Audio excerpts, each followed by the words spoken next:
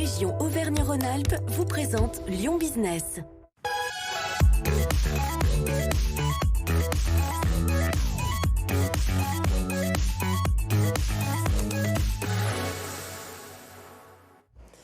Lyon Business, votre rendez-vous du mardi sur BFM Lyon. Bienvenue cette semaine. Notre invitée, c'est Emeline Baume, première vice-présidente à la métropole en charge de l'économie, de l'emploi, du commerce, du numérique et de la commande publique. Bonsoir Emeline Baume. Merci d'avoir accepté notre invitation. Face à vous, comme chaque semaine, notre experte dans Lyon Business, c'est Audrey Henrion du Journal des Entreprises. Bonsoir Audrey. Bonsoir Elodie. Alors la semaine dernière, Emeline Baume, en conseil de la métropole, la PPI, programmation pluriannuelle d'investissement, a été voté. Un budget, on le rappelle, de 3,6 milliards d'euros pour le mandat. C'est le plus gros budget jamais voté pour la métropole, qui vous a valu d'ailleurs les reproches de l'opposition, car la dette va augmenter. Un budget, on le rappelle, sur 9 axes. Le portefeuille le plus important, l'urbanisme et l'aménagement, avec 944 millions d'euros. 392 millions d'euros pour l'économie, l'emploi et l'insertion. Mais ce montant prend également en compte les universités, la recherche et le tourisme. Si je n'oublie rien, soit une hausse de 2% pour votre portefeuille. C'est pas beaucoup quand même, 2% d'augmentation avec les enjeux, on le sait, liés avec la crise sanitaire que nous vivons. Il me semble qu'il ne faut pas du tout regarder la PPI comme ça. On est obligé de fonctionner en silo et de nommer les lignes. Ceci étant dit, quand la délégation de Béatrice Vessillier décide de la mise en place d'une SAC, voilà, et d'urbanisme, il y a forcément de l'immobilier d'entreprise, que ce soit artisanal ou tertiaire. Et donc ça participe aussi au fait d'accueillir des entrepreneurs et des porteurs de solutions pour la transition écologique. Donc en fait, l'action économique de la métropole de Lyon, elle ne se réduit pas à un budget. Après, il y a des actions en propre portées par le budget, type les pôles entrepreneuriaux, type les pôles de coopération économique. Et parmi votre délégation, il y a le commerce, on le sait, les commerces souffrent, la trésorerie est à sec. Est-ce que vous allez les aider de manière très concrète, ces 6500 commerçants qui représentent à peu près 30 000 emplois dans la métropole? De quelle manière allez-vous les aider concrètement pour leur trésorerie? Il y a plusieurs angles. Donc, le commerce, en fait, c'est ce qu'on appelle les acteurs de l'économie de proximité, tous ces acteurs qu'on retrouve dans cette ville de la proximité, qu'on vive à Vernaison, Charly ou Lyon 1er, donc la ville du quart d'heure. Il y a plusieurs réponses. La première réponse, elle est de l'ordre de l'immobilier, en fait. Faciliter la réimplantation d'acteurs, y compris... Sur la question de la trésorerie. Sur la question de la trésorerie, en fait, de mon point de vue, la métropole, elle n'est pas là pour faire la banque. Elle est là pour en fait faciliter l'acte d'achat pour les habitants et que l'habitant il retrouve du sens à descendre en bas de chez lui pour de l'alimentaire, pour de la réparation. On n'est pas là, puis si je peux me permettre, on abonde aussi à un fonds régional et c'est la région qui est chef de file sur ces sujets-là. Par contre, c'est de notre responsabilité, l'immobilier, la qualité de vie, la réhabilitation des locaux, parce que quand on a des soucis de trésorerie, on ne va surtout pas investir. Et puis aussi le pivotage vers la digitalisation, par exemple, qui leur a été imposée. Mais pour l'heure, ces commerçants, ces restaurateurs sont en mode survie. Donc l'investissement dans l'immobilier, pour l'instant, c'est un peu lointain pour eux. Oui et non, ça dépend comment ils ont géré avec le PSG. Voilà. Bruno Bernard disait, c'est un plan de relance, un plan offensif. Vous dites, le pilier de mon action économique, ce sera les marchés publics, la commande publique. Est-ce que le budget sera significativement plus élevé que sur le mandat précédent? Alors, là, le chiffre qu'on donne partout, c'est à peu près 600 millions. C'est ça, 600 millions d'euros d'achat annuels. C'est quand même conséquent qu'on souhaite injecter. Pas beaucoup plus que sur le précédent. C'est pas beaucoup plus. La différence, c'est qu'on va regarder de beaucoup plus près l'impact, la définition de l'achat, c'est-à-dire nous. Quel est notre besoin? Mieux qualifier le besoin au regard de la capacité d'agir des acteurs du territoire au sens large du terme, parce que je vous rappelle que quand bien même on a envie, on a ce parti pris d'achat local, on doit quand même regarder sur un bassin qui correspond à la louche, à l'aire métropolitaine urbaine. Et ensuite, se donner des critères glissants dans le temps, c'est tout le jeu du schéma des achats responsables, de dire voilà, nous on achète tous les ans, mais on est capable, nous, métropole, de dire ce qu'on va acheter dans 3 ans, 4 ans, 5 ans, 6 ans, et sous quelles conditions sociales et environnementales, pour aider la transformation des entreprises sur le territoire. Et je trouve que c'est une vraie visibilité qu'on donne aux entreprises de fonctionner comme ça. Quels chantiers sont déjà lancés justement pour faire travailler le BTP aujourd'hui?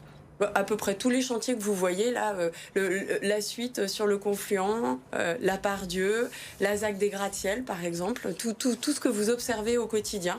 C'est pas parce qu'il n'y a pas de grands projets urbains qu'il n'y a pas des quantités de projets que vous et moi nous ne voyons pas dans notre quotidien. Je vais vous citer par exemple les zones industrielles. On est le premier exécutif à enfin mettre des millions sur la requalification des zones industrielles. Pourquoi c'est important ? 1, ça fait travailler le TP. 2, ça participe au zéro artificialisation. Et on ne peut pas avoir des habitants qui nous disent « Oui, on vit tous sur la même planète et on veut garder des terres agricoles pour alimenter notre restauration du quotidien et collective. » Et en même temps, avoir des zones industrielles où il y a inacceptables et absolument pas attractives pour les industriels, que ce soit PMI ou ETI. Par rapport aux promesses de Bruno Bernard, il y a ce rêve, le réseau Express Vélo, 200 à 250 km de voies cyclables, il y a 25 km de tramway. Tout ça, c'est soit de l'endettement, soit des impôts que vont payer notamment les entreprises. Qu'est-ce que vous dites aujourd'hui aux entreprises ? Est-ce qu'elles doivent craindre la hausse de la cotisation foncière et est-ce qu'elles doivent craindre aussi la hausse du versement mobilité transport, ces entreprises ? Vont-elles être davantage sollicitées ? La première crainte des entreprises, c'est quand même, et surtout le manque de visibilité. Donc là, on leur donne la visibilité. La deuxième crainte des entreprises, effectivement, ça peut être autour du versement transport, au sens où il y a un petit pivotage dans l'attitude des habitants.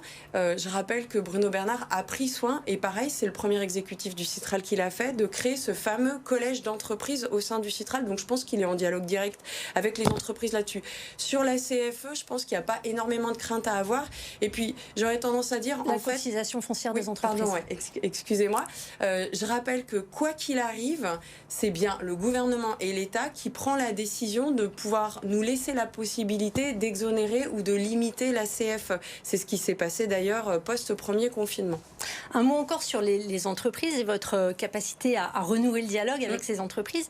Vous avez dit récemment, la semaine dernière, en présentant votre budget, nous partons du principe que nous avons les talents ici et que nous devons les aider à croître.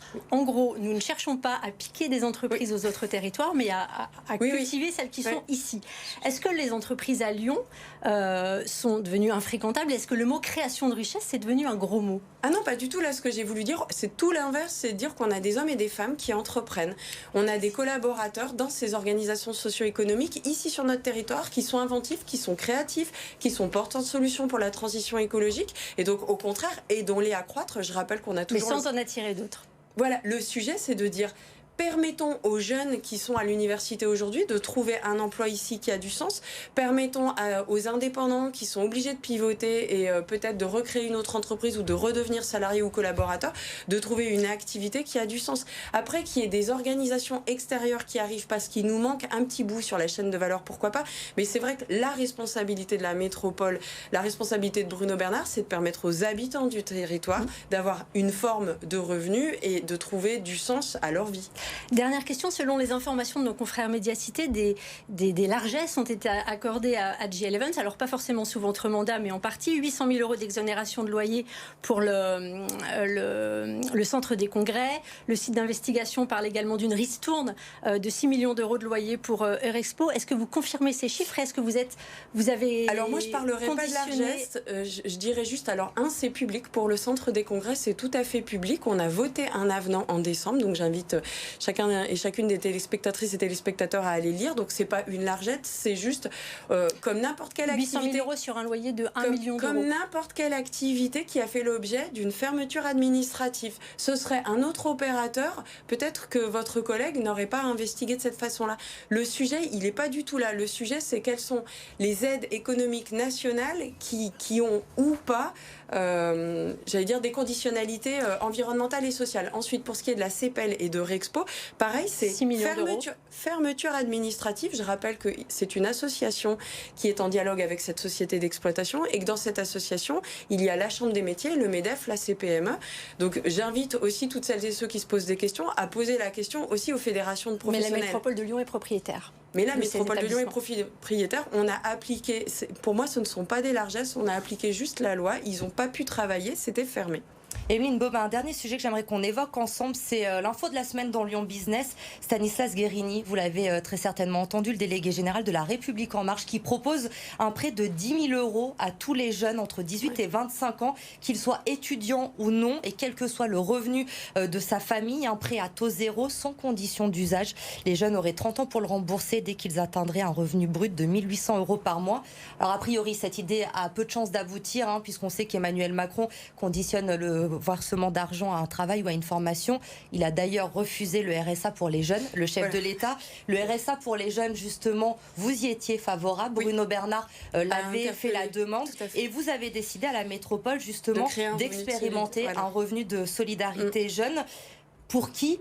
Combien ? Comment ça va fonctionner ? Quand sera-t-il mis en place ? L'idée du revenu de solidarité jeune, c'est pas de se rajouter à tout ce qui existe déjà, c'est vraiment d'aller dans les trous. Donc par exemple, ça n'est pas pour les étudiants. Voilà. L'idée du revenu de solidarité jeune, c'est donc de transiter aussi par les maisons de la métropole, pour répondre tout simplement aux jeunes qui regardent. C'est aller en maison de la métropole avec vos revenus. Et là, on vous dira si vous êtes plutôt éligible à la garantie jeune ou plutôt si vous êtes passé à côté d'une bourse Crous, ou alors si vous allez effectivement dans cette case revenu de solidarité jeune. Le parti pris du président de la métropole aux côtés de Séverine Hemin, ma collègue, qui suit entre autres les questions d'insertion, c'est juste d'aller sur ce qu'on appelle la dignité. C'est pas du tout de donner du pouvoir d'achat pour s'équiper, c'est de la dignité pour pouvoir se relever et ensuite peut-être repenser son parcours de formation ou son parcours d'insertion socio-professionnelle.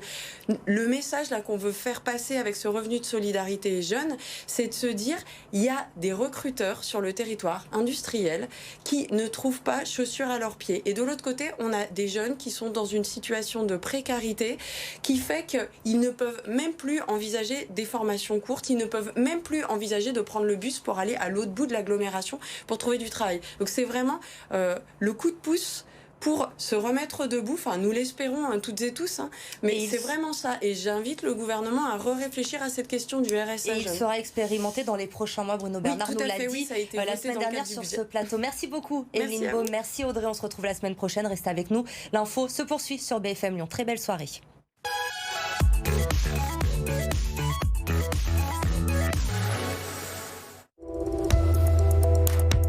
La région Auvergne-Rhône-Alpes vous a présenté Lyon Business.